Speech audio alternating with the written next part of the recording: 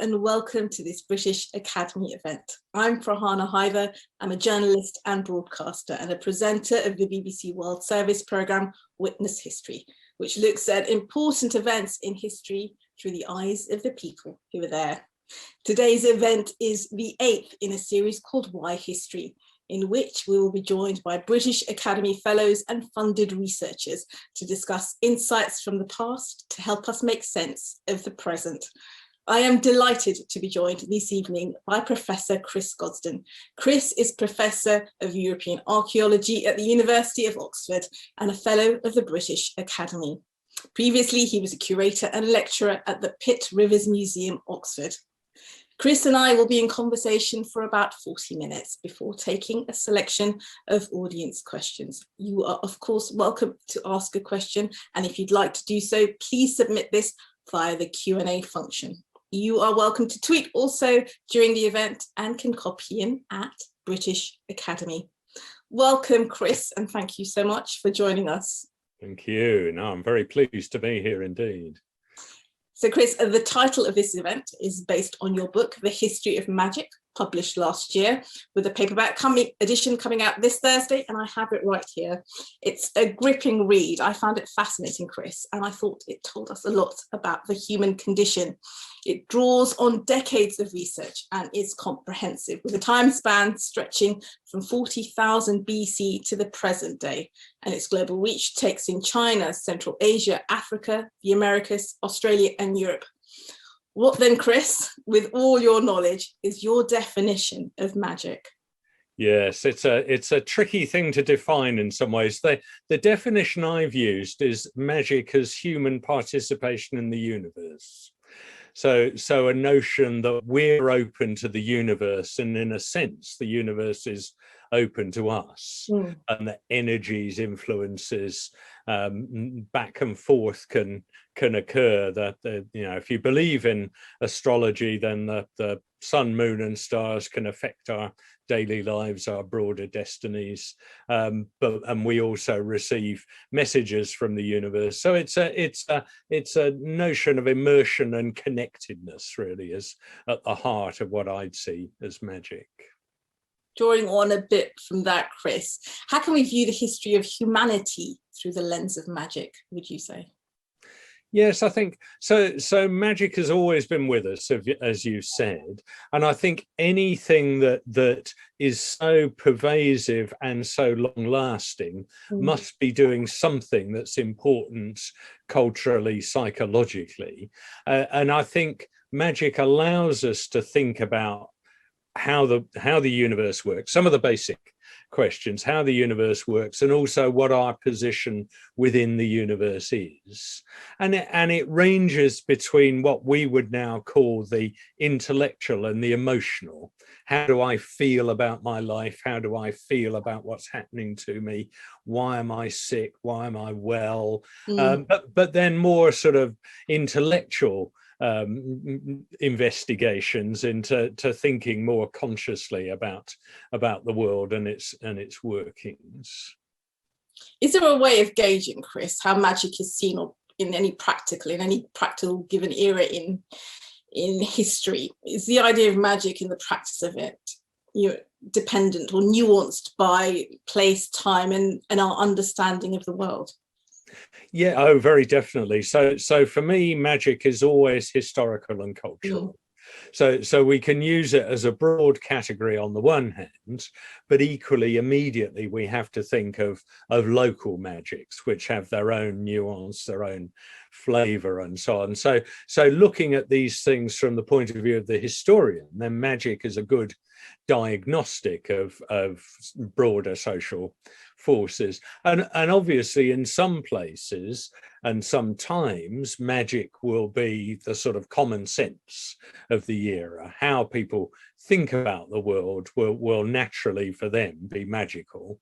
We're in a very different place now, and of course magic is pretty embattled and often seen as a sort of a lesser way of understanding the world, an irrational way, something that, you know, people who are ill-educated or haven't really thought about things very much might return to or resort to. So yes, there are lots and lots of different, you know, cultural and historical situations of magic.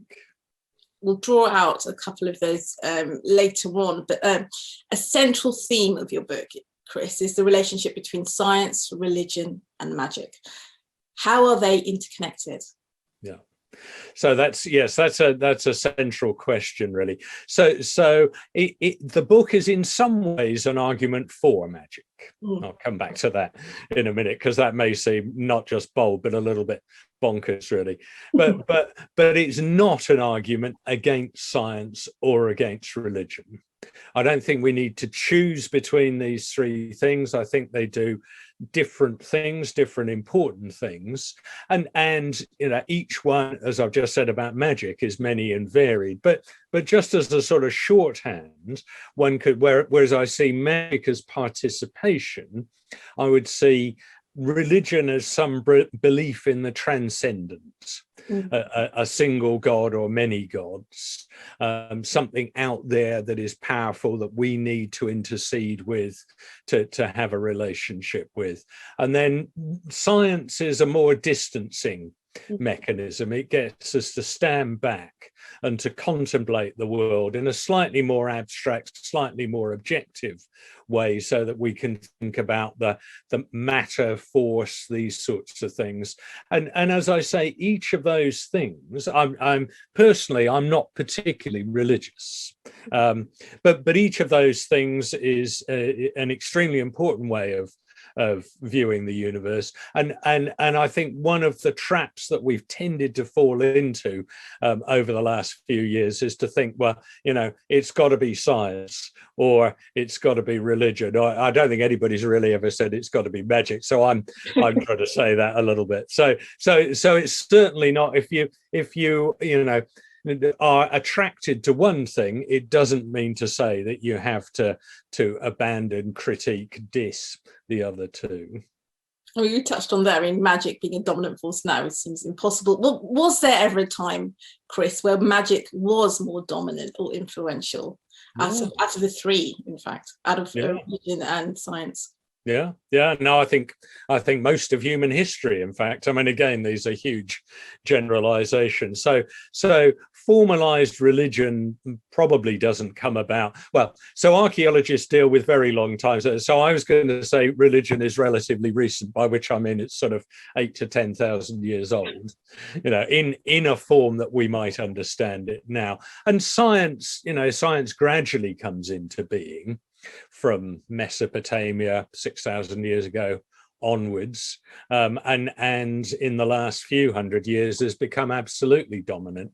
But I think for most of that history, then magic was the sort of default, that people were interested in spirits, were interested in broad forces, were interested in ghosts, a whole range of and I worked for a long time in the place that I'm fondest of in many ways, Papua New Guinea. And there, you know, for people, magic is, you know, how the world works. And if someone gets sick or dies, it's due to you know, people have a notion of germ theory and so on, but the real reason for sickness and death are things like sorcery.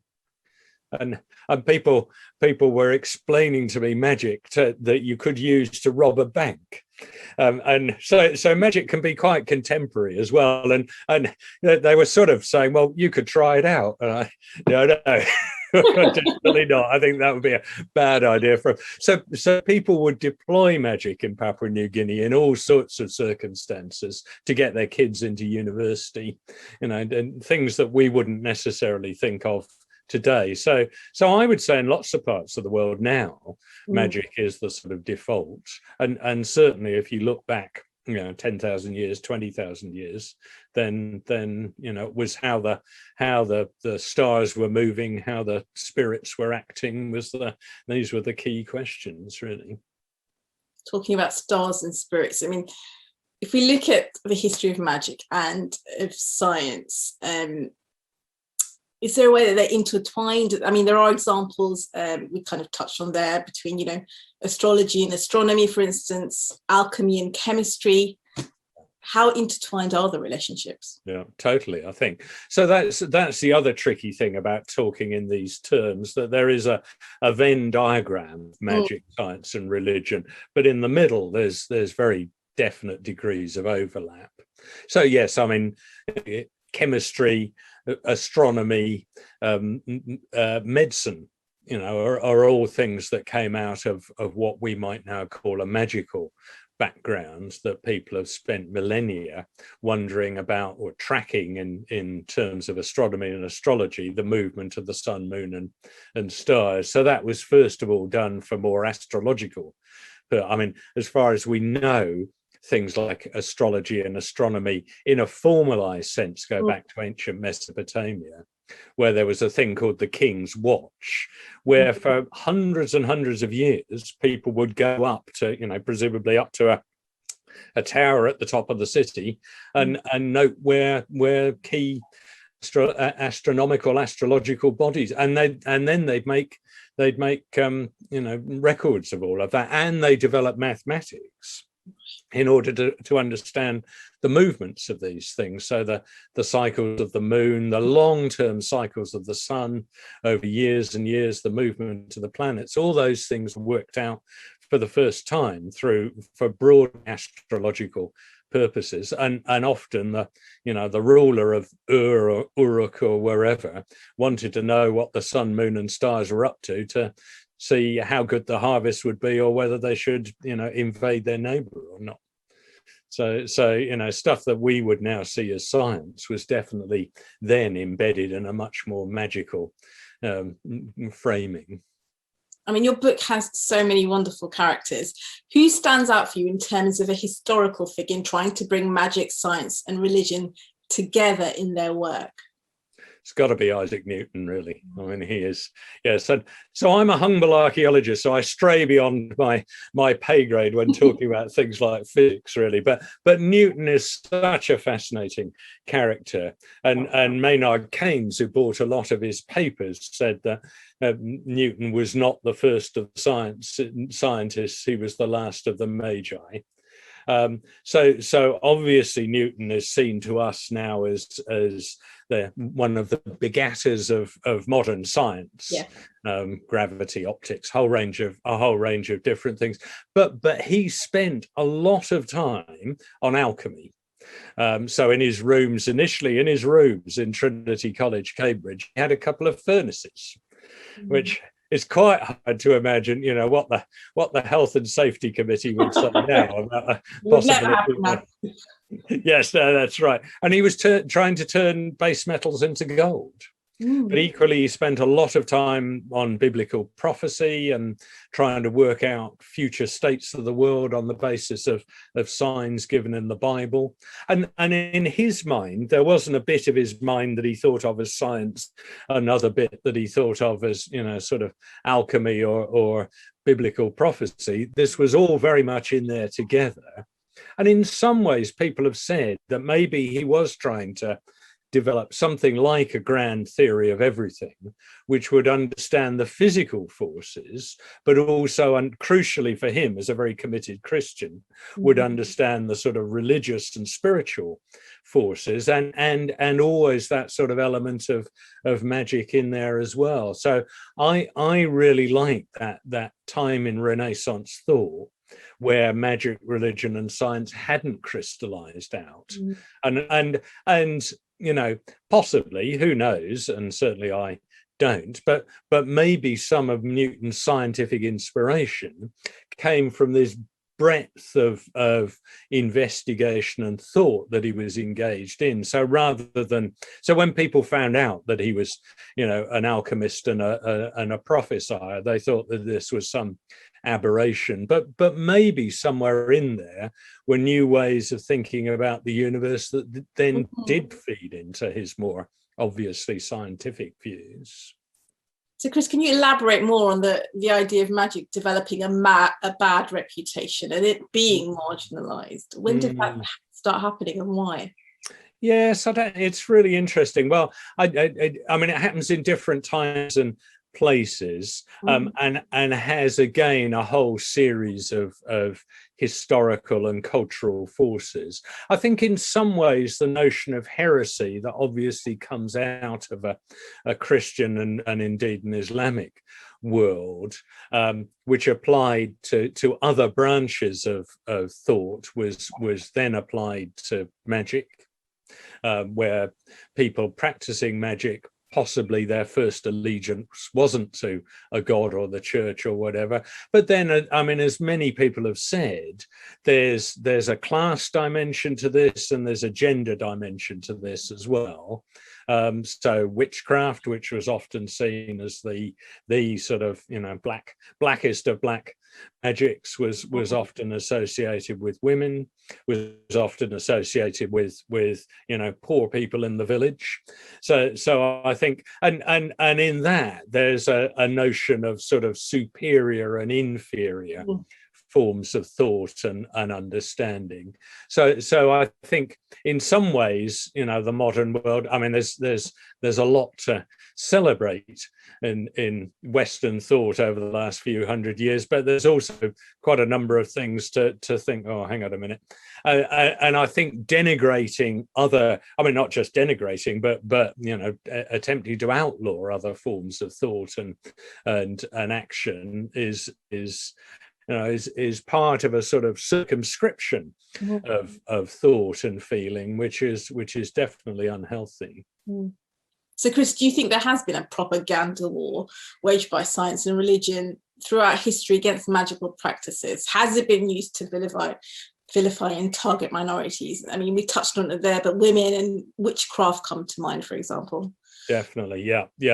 So the millions of women across Europe who were found guilty of being witches. I mean, a small number of men, but I mean, well, not just in Europe, but also in North America and elsewhere, and the huge amounts of misery and death that caused. And you know, again, there are so many sort of layers of history that it's quite possible that people were using and developing other forms of healing, other forms of dealing with life's crises. The wise woman in the village is the sort of positive view of witchcraft, which can then quickly be turned on its head as sort of associating with the devil and devil worship and all of those sorts of things. And of course, you know, the final woman imprisoned for witchcraft was in the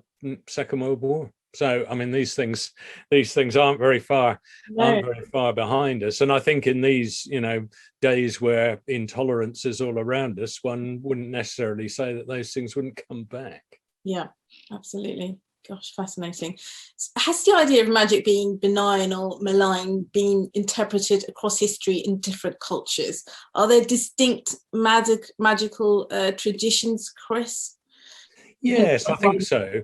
Yeah, so a famous tradition is that of shamanism in the steppe, and shamans are figures picked out, often men, but quite often women as well, who are picked out at an early age, are subjected or trained in a whole way of being in the universe, and the shaman's broad role is to deal with things going wrong in the spirit world. So often in steppe cultures, people think of a sort of tripartite universe. There's they think of the world tree.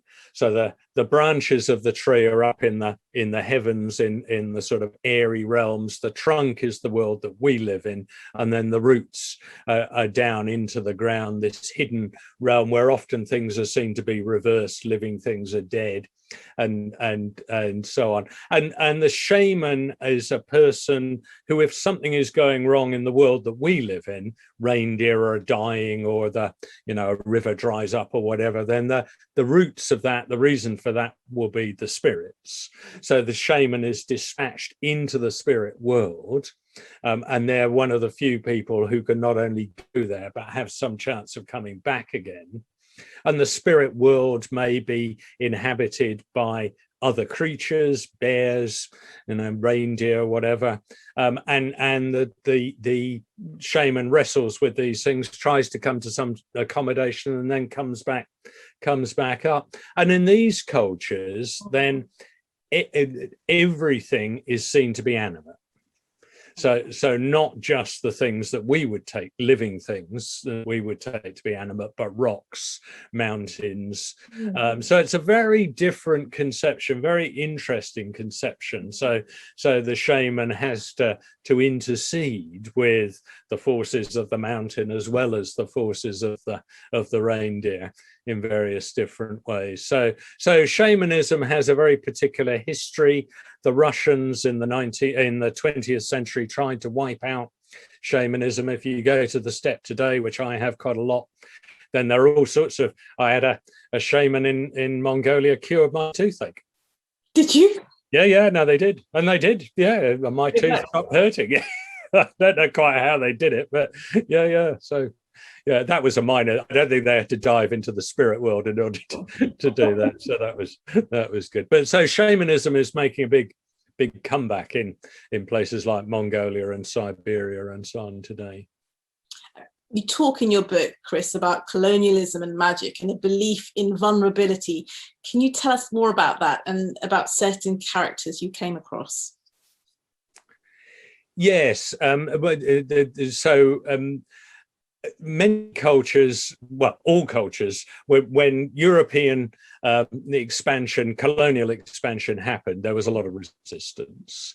And in many cultures, people, used the forms of resistance that we would understand. They became guerrillas and shot at the invaders and all those sorts of things. But they often also practiced magic. So in places like Sumatra, which became part of the Dutch colonies, people would attempt to practice forms of magic that would make them invulnerable to bullets, that a bullet would hit them, but it wouldn't enter their body.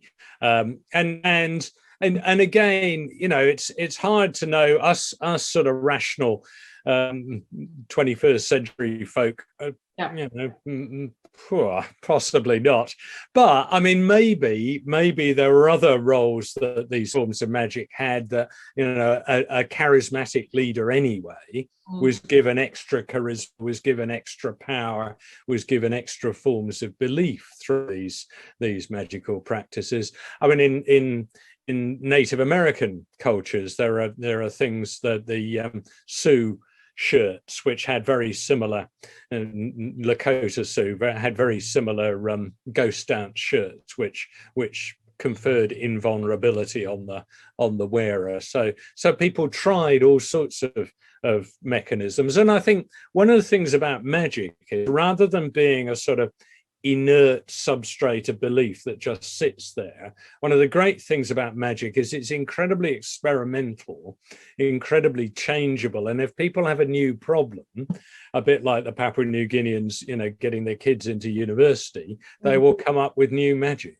So just as science is experimental and changeable, then people are always thinking, well, I wonder if we could develop a spell to do that. So that's, again, one of the things I really love about it. Well, we are living through very turbulent times at the moment, Chris. Why and how should we use magic to help rethink our understanding of the world? Yeah, no, that's a great question, and one close to my heart. So one of the controversial things about the book, as I said earlier on, is it's something of an argument for magic.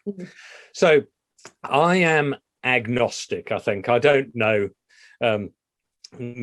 how much I believe of magic and all of those sorts of things, but given the definition that I started with, magic as participation, I think we need to experiment with thinking about our relationship with the world, our relationship with the world in a psychological sense, an emotional sense, probably even a sort of broadly spiritual sense. And if we are connected to the world, not just in terms of how we would understand this through science, but more broadly, that through connections with the natural world, we're more and more realizing the sentience of life.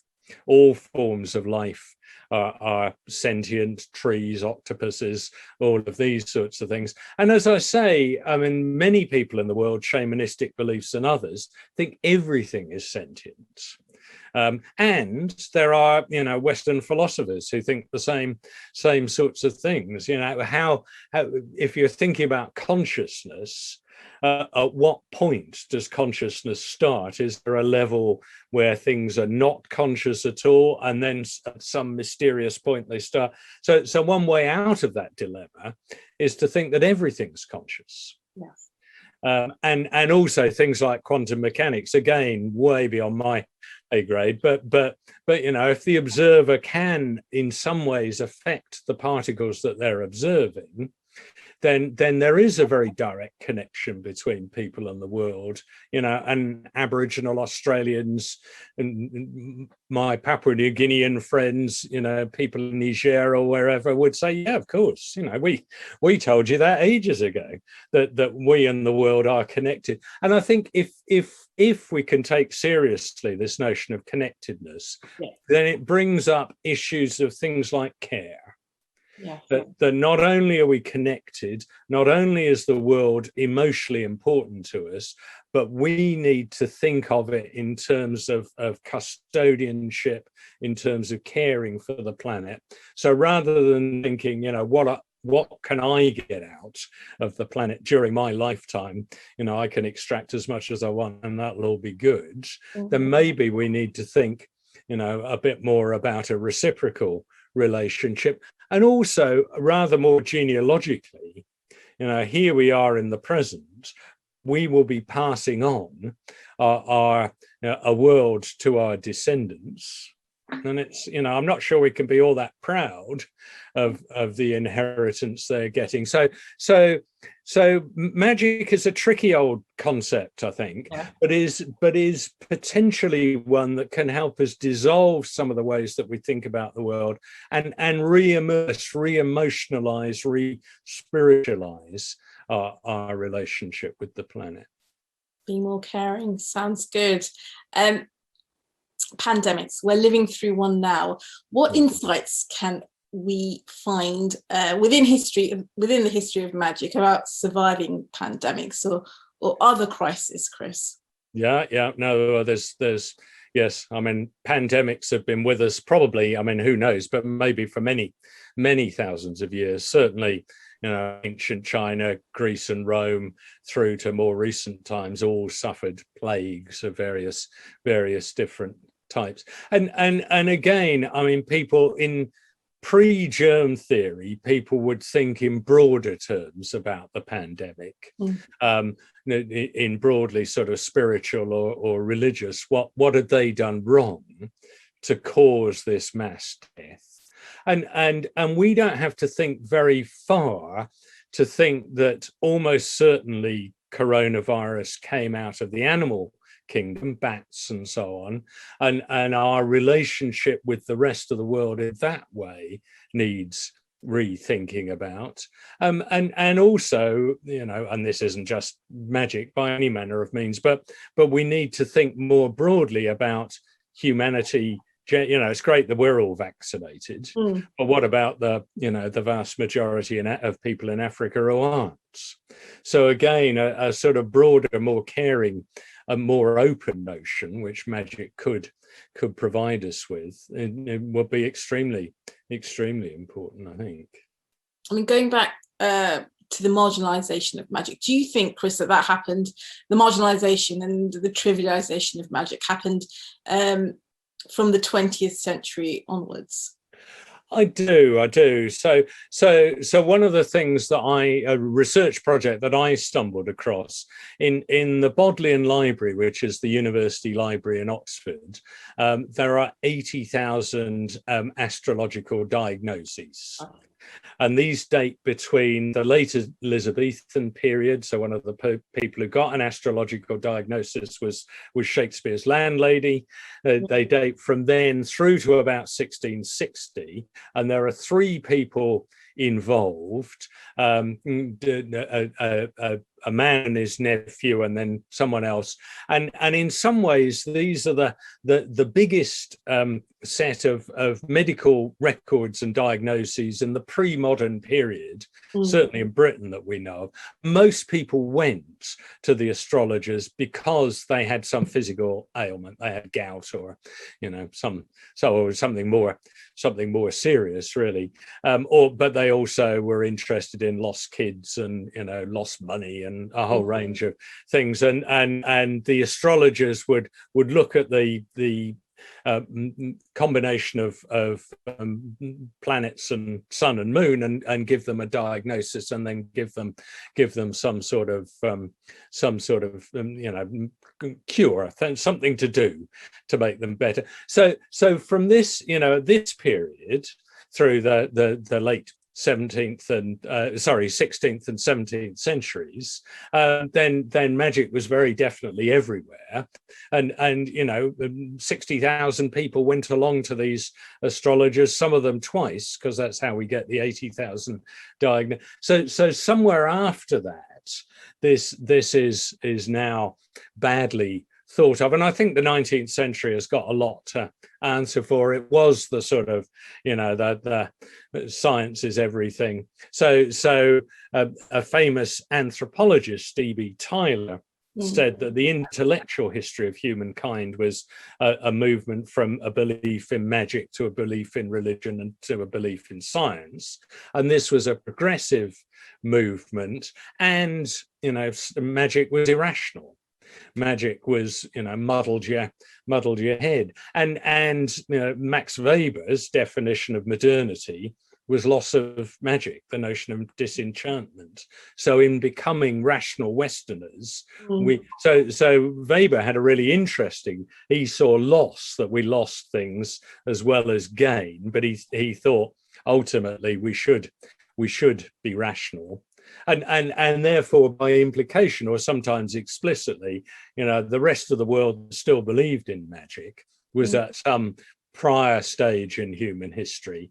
So yes, I think the 19th century had a lot to answer for, and that fed through into the 20th century. And maybe now, in the 21st, things are changing a bit.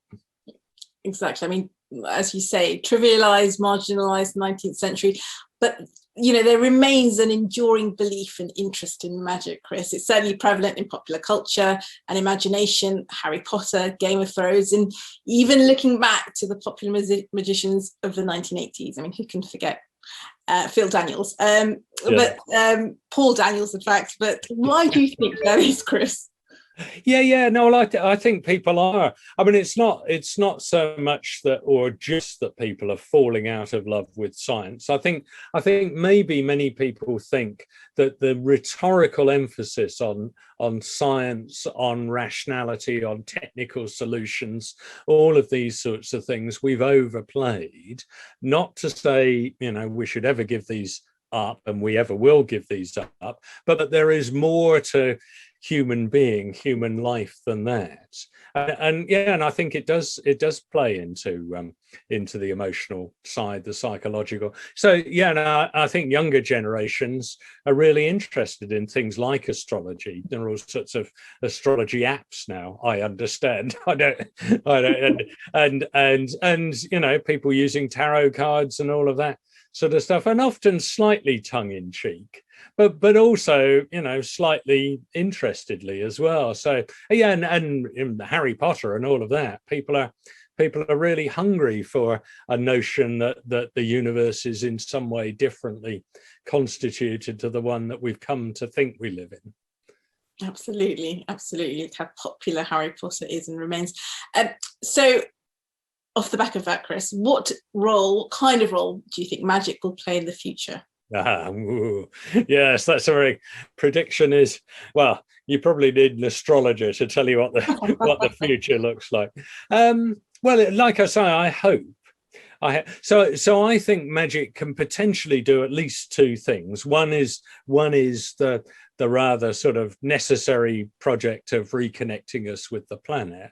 But I think some of that, the cultural superiority that's got interwoven into Western ways of thinking, magic is a democratizing notion, that if we accept that at some level, at the very least, we're fascinated by magic and maybe we believe in it, and if a lot of other people across the world do the same, then we have common cause and common forms of understanding. So I think not only, reconnecting with the planet, but some deep appreciation for and respect of other cultural forms is equally important. And if we're less inclined to turn up our nose at beliefs that seem a bit sort of weird and wonderful, then that's all to the good. And for the people who believe in magic, it's often an incredibly logical, it makes very good sense to them. So to undermine all of that is to take quite a sort of radical stance against the culture as a whole. I'm going to go to questions very soon, Chris. They're coming in thick and fast. But do you have a favorite magician or proponent of magic? And if so, why? Well, yes, I've got a personal favorite, but nobody else will have heard. A man called Meru, who is I worked with very closely in Papua New Guinea for many years, and Meru would tell me all sorts of things about magic. He told me about a stone that you could put, well, I went there, a stone that you could put your hands on and think about somewhere else, and you'd end up in that other place. He'd tell me about a ghost he just saw that ran up the face of the cliff. He'd tell me all sorts of different, not to go to a particular place because there was a malign spirit there. And he also broke it very gently. So when I went to this stone and put my hands on it and didn't go anywhere, he broke it to me quite gently that this stuff might not work for skeptical Westerners. So he both schooled me in his idea of how the universe worked and pointed out quite gently the limits of the way in which my universe worked. And maybe, I don't think I've quite said this in terms, but maybe, if I could be a little bit more open-minded, maybe the universe would open up a bit more. So Meru is my favorite magician. Sounds great. Chris, we're going to go to questions very shortly, but where are you planning to take your research next?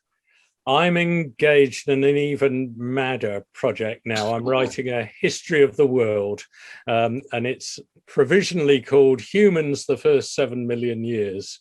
And it's based around an idea of the commons, the things that we share and the things that we have in common, not just physical things, but skills and abilities and all those sorts of things. So that's what I'm partway through at the moment.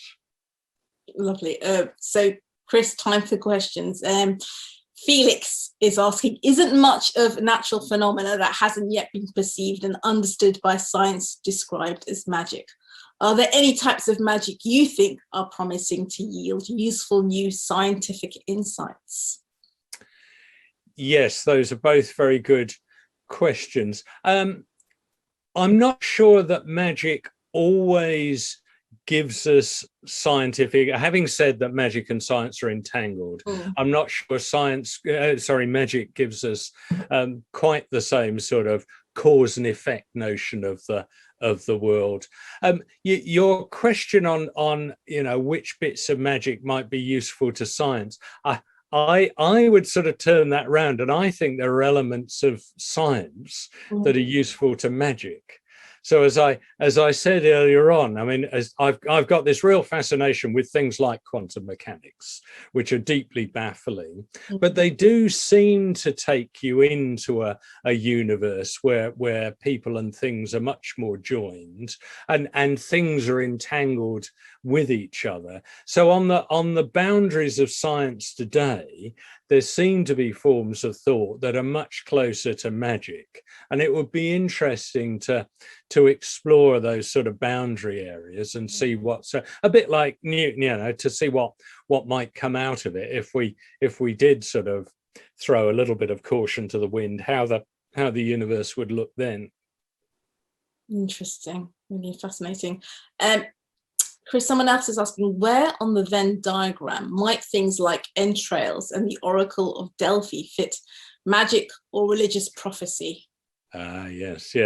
They're probably on those boundary areas between. I mean, because I wrote about magic, tend to see them as magical, but you could argue the opposite. So yes, I mean, so throughout the Indo-European world, from broadly Ireland to India, people sacrificed animals. They looked at their entrails to tell about the future. So this was a very widespread phenomenon, and I would put that. I mean, obviously, it was often done in a religious context, but I think that getting those signs from the universe, the unformed nature of the liver and the calf or whatever that told you about something, that to me would be magic. But you could argue, and yes, and the Oracle, I mean, I quite like the Oracle of Delphi, because people often only understood what she'd said after the events that she described had happened.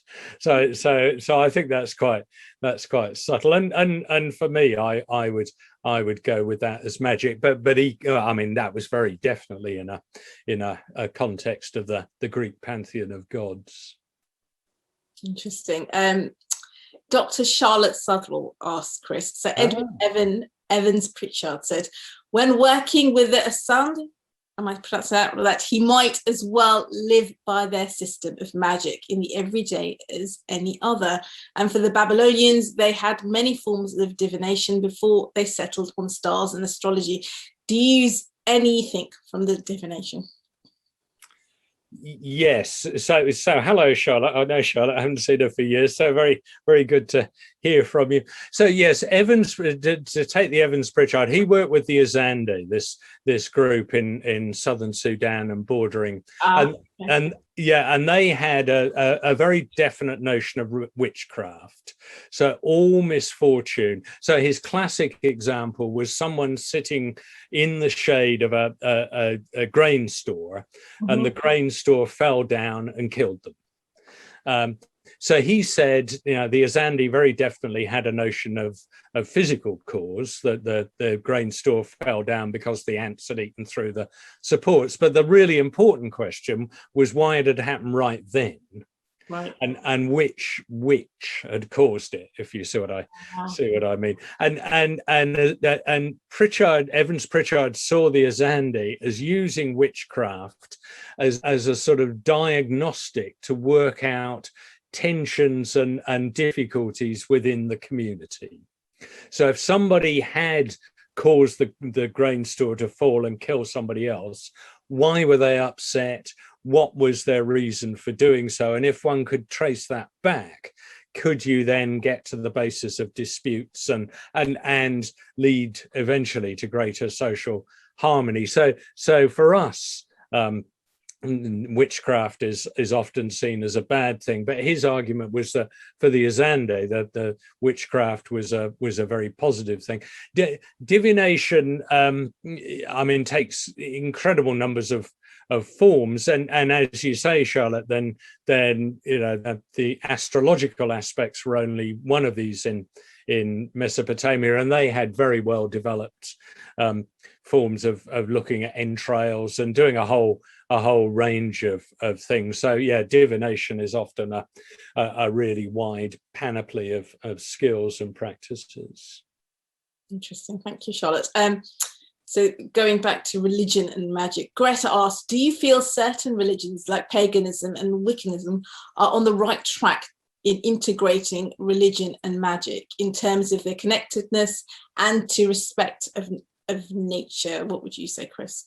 Yeah, I would. Yes, I mean, I'm not a member, as it were, of any of those, but no, I think, and as I was saying before, I think what we need above all now is a degree of open-mindedness and openness to various forms of belief and various forms of practice. So yeah, I think that the sort of broadly pagan religions are thinking about our relationship with nature, thinking about our relationship with each other, and yes, and they could be seen as having a religious dimension, but equally a magical. And some practitioners of those forms of thought and action would style themselves more as magicians, I think. And yeah, and the whole, sort of the ecological position of people is in the spiritual ecological position of people is key in things like Wicca and so on. Interesting. And staying on the topic of religion and magic, Peter asked, where does religion stop and magic start? Both are belief systems, but I'm not entirely sure how to separate them. Well, so my answer or non-answer to that question is that you can't. So in Keith Thomas's wonderful book, Religion and the Decline of Magic, he described the Catholic Church as this huge mechanism for the production of magic. And people would use a whole range of things. So people during Mass would keep a bit of the host under their tongue and would use it to sprinkle on their gardens, to kill caterpillars, to feed a sick cow, and people would try and take holy water from the font for curative purposes, and of course the whole sort of cult of saints, cult of the Virgin Mary, all of those sorts of things often had magical elements. And Protestantism's critique of Catholicism was that it was magical. So I think for me the Venn diagram is useful in that the belief in God or gods makes for a religion, but then you can shade down quite quickly into areas of magic. I think Judaism, one could say, very, very similar things. Buddhism, most definitely, and I wouldn't see that as a sort of failure of religion. I would see that as a success, in a sense, that there's a Catholicism, if you like, a breadth of thought and sensibility. Interesting, absolutely. And Sufism, no, definitely. Thank you for that question, Peter. Sophie is asking Chris, do you think the concept of Gaia falls within your idea of magic? And if so, what connections do you see between these environmental movements and magic? Yes. Now that's a really good question, and something that I keep thinking about, but I haven't got any sort of fixed. So my understanding of Gaia would be as a total Earth system, and that everything ultimately influences everything else, and that we as humans are part of that. I mean, often Lovelock's idea is that we're a sort of cancerous growth within the planetary system, and it's sort of hard to totally argue with that. So this notion of holism, this notion of interconnectedness, I would see as integral to a concept of Gaia, which then is also quite close to where I'm going with magic as participation. That you can start, if all bits of the universe are participating in all other bits, you can start anywhere and end anywhere, and human beings, rather than being apart, separate, as in are integrally part of all of that. So maybe Gaia with a bit of added spirit. I don't know. Yeah, but and Lovelock's interesting, isn't it? Because it was seen as quite sort of marginal and eccentric when Gaia was first put forward. But I think more and more people are thinking, oh, hang on a minute, yes, there's quite a lot to this. Interesting. In your book, Chris, you touch on witchcraft, but Michelle is asking, can you recommend any books which encompasses all elements of witchcraft? Yes, there is another fellow of the British Academy, as it happens, Ronald Hutton, who wrote a book called The Witch.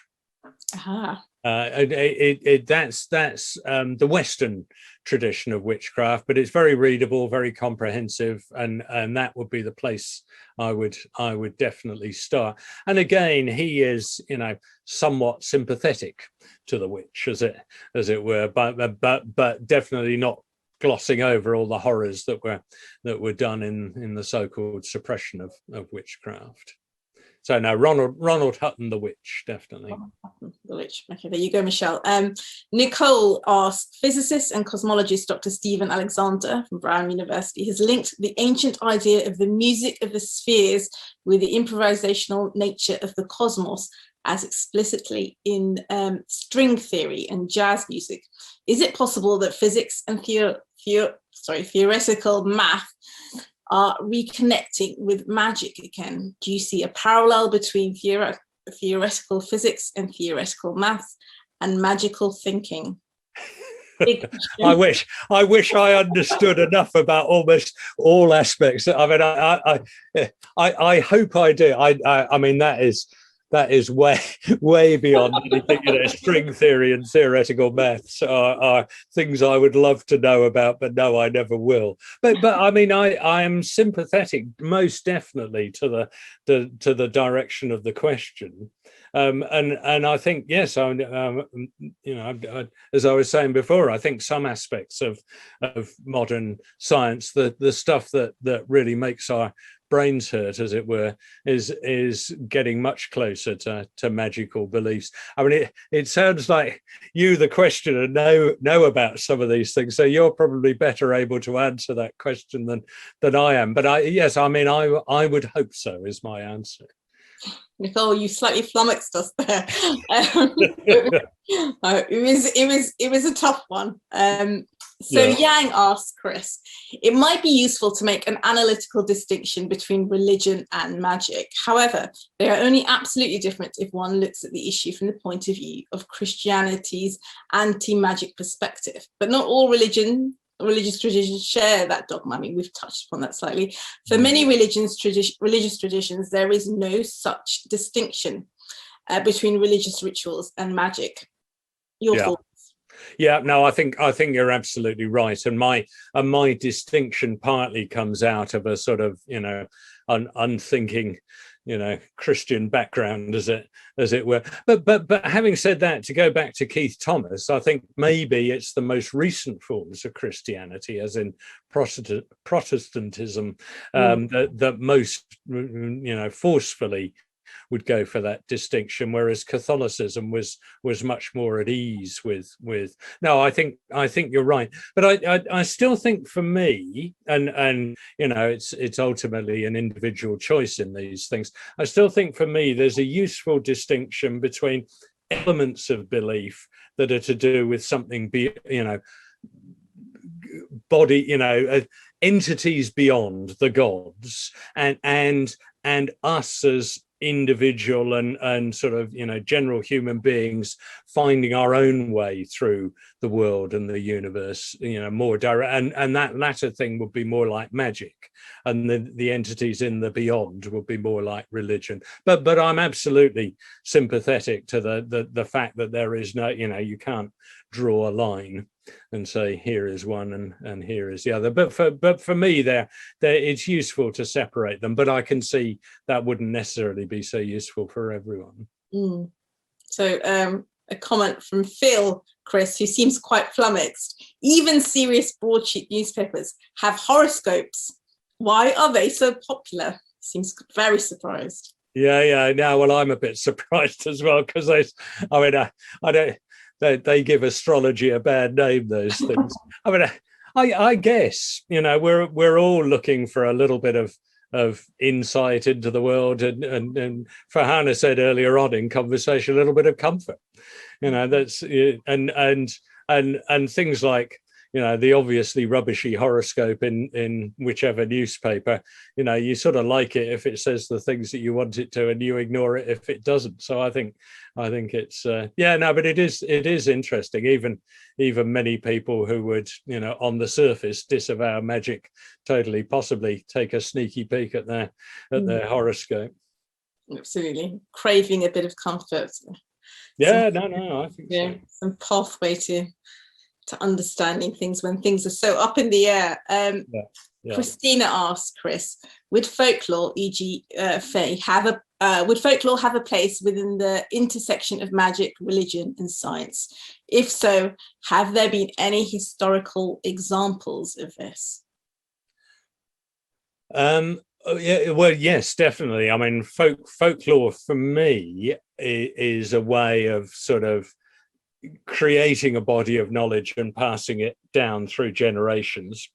And clearly, you know, forms of astrological knowledge, modes of healing, modes of diagnosis. You know, people didn't make them up anew every generation. They were passed on, even though, as I say, these things changed a lot and morphed and shifted. So I think we're looking at really interesting transmissions of forms of knowledge, and often not just, you know, sort of straight didactic, you know, do this and then that will happen, but through stories, through mythologies, through a whole range of things, people are encouraged to think about the world.